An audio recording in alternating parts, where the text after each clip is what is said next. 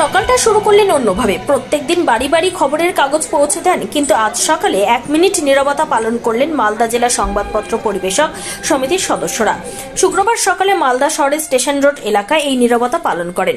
গতকাল মালদা শহরের ঝলঝুলিয়া এলাকায় ইংরেজবাজার পৌরসভার প্রাক্তন চেয়ারম্যান, বর্তমান কাউন্সিলর তথা মালদা জেলা তৃণমূলের সহসভাপতি দুলাল সরকারকে দুষ্কৃতীরা গুলি করে খুন করেছে।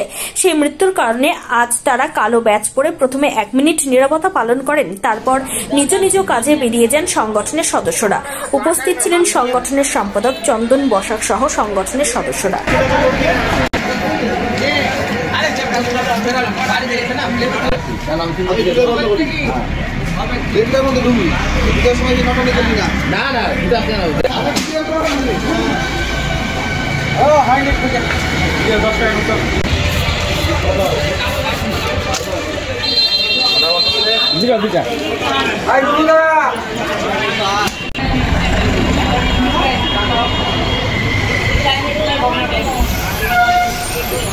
জেলা সংবাদপত্র পরিবেশক সমিতির পক্ষ থেকে আমরা সমস্ত হকার বন্ধুরা কালকে যে নৃশংস হত্যাকাণ্ড হয়েছে আমাদের জেলার প্রাক্তন চেয়ারম্যান, ভাইস চেয়ারম্যান এবং বর্তমান 22 নম্বর ওয়ার্ডের কাউন্সিলর দুলাল সরকার ওরফে বাবলা সরকার মহাশয় বিজয়ী আত্মার শান্তির কামনার জন্য আমরা এখানে কালো ব্যাজ পরে 1 মিনিট নীরবতা পালন করলাম এবং